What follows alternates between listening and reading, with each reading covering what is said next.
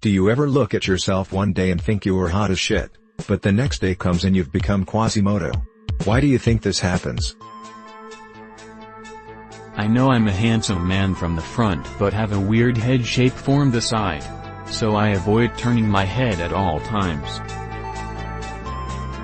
100% sure I angered a very petty warlock at some point in my youth or adolescence. It'd explain a lot, really. I look great in my mirror when getting ready to go out. Then I show up in pictures looking like crap. LOL. I call it my magic mirror. Ovulation. Put my contacts in. Quantity of water versus alcohol I've had. Well hydrated and sober looks a lot better. If I'm far enough away from the mirror I look okay.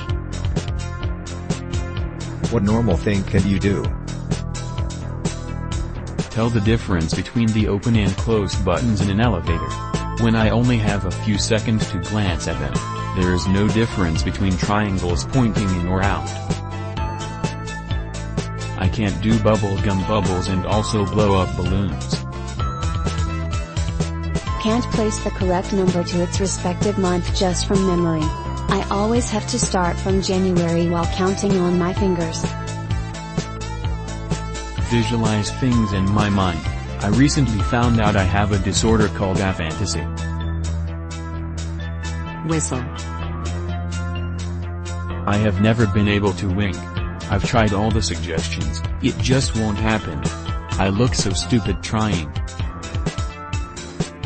I can't snap my fingers to make a clicking noise. To non-UK peoples, what things do people from the UK do that you find interesting/weird? Putting X at the end of text messages. Switches on outlets are interesting. My last night in London I forgot to switch on the outlet and my phone didn't charge. All the different accents in a relatively small area. Sending utter crap to Eurovision almost every year despite having the best musicians in the world. What are some things you didn't realize about people until your perspective on life matured? How people treat you is a reflection on them, not you. I wish I had learned this sooner. I wouldn't have taken things so personally. Advice is amazing. Advice is helpful. Advice can be life-changing. But more often than not, people have to figure things out for themselves. People are just doing what they think is best, it's just that what they think is best might not be what I think. That sometimes people just want someone else to listen to their problems, not to fix them. In their own way, almost everyone you encounter is suffering. 50 years old is not old. When I was a kid I'd be like damn, that's old. Not so much anymore. Impostor syndrome is persistent feeling that causes someone to doubt their accomplishments despite evidence, and fear they may be exposed as a fraud. AskReddit, do any of you feel this way about work or school? How do you overcome it, if at all?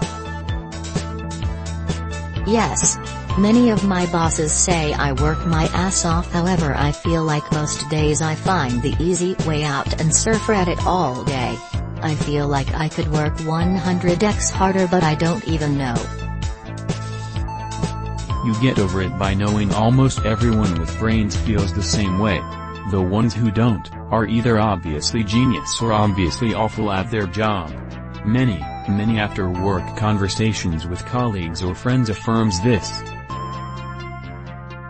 Doctors of Reddit, what's your best they came in for a small checkup and ended up needing surgery story? I'm the patient. Went in for a recurring pain in my throat. Quadruple bypass a week later. What is the most outdated piece of technology you still use, and why do you still use it? I still have a landline phone at my house, but never actually use it. The reason for why I decided to keep it is for emergency cases. Knockers instead of doorbells. They always work. I use Windows XP on my PC, because, why not? Kinda boring, but I guess the oldest thing I regularly use is my alarm clock. Same one has been next to my bed for over 30 years. Just a basic 80s clock radio. ITT, a ton of people who don't know what outdated means. I still get DVDs by mail from Netflix. Blu-ray discs are one of the few ways to get movies with uncompressed audio tracks, i.e. theater quality sound. My home theater is badass, but streaming video is garbage in, garbage out audio-wise. I still use a Nintendo 64 for nostalgic purposes. What movie was loved by the audience but hated by critics?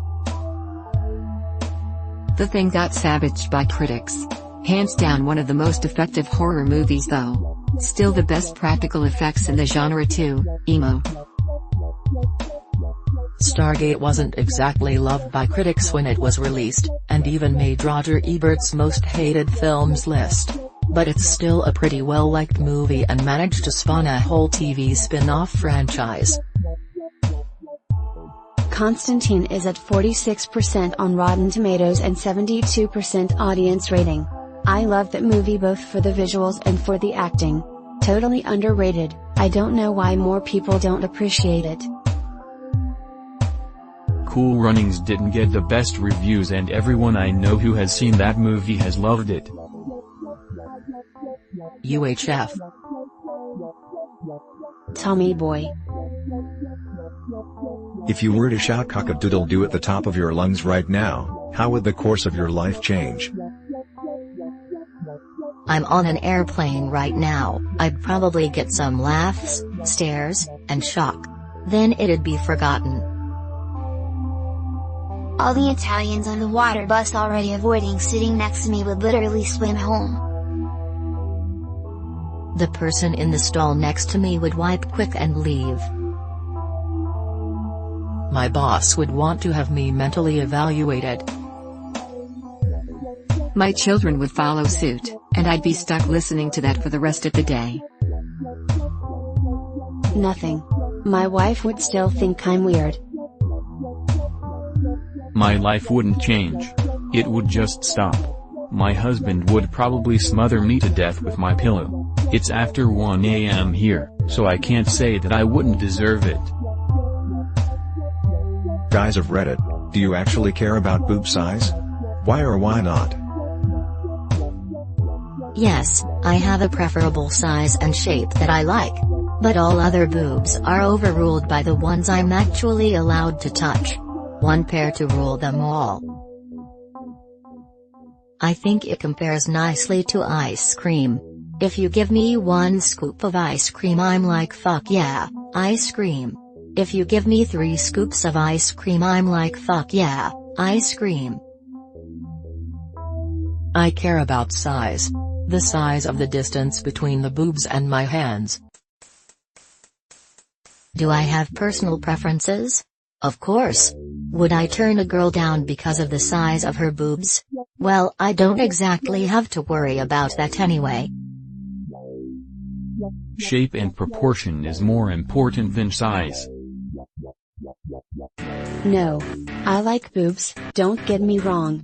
But if I met a petite or flat-chested woman who had every positive attribute smart, caring, funny, generous, etc. boob size wouldn't mean a damn thing. I'm a man of culture, I like the thighs.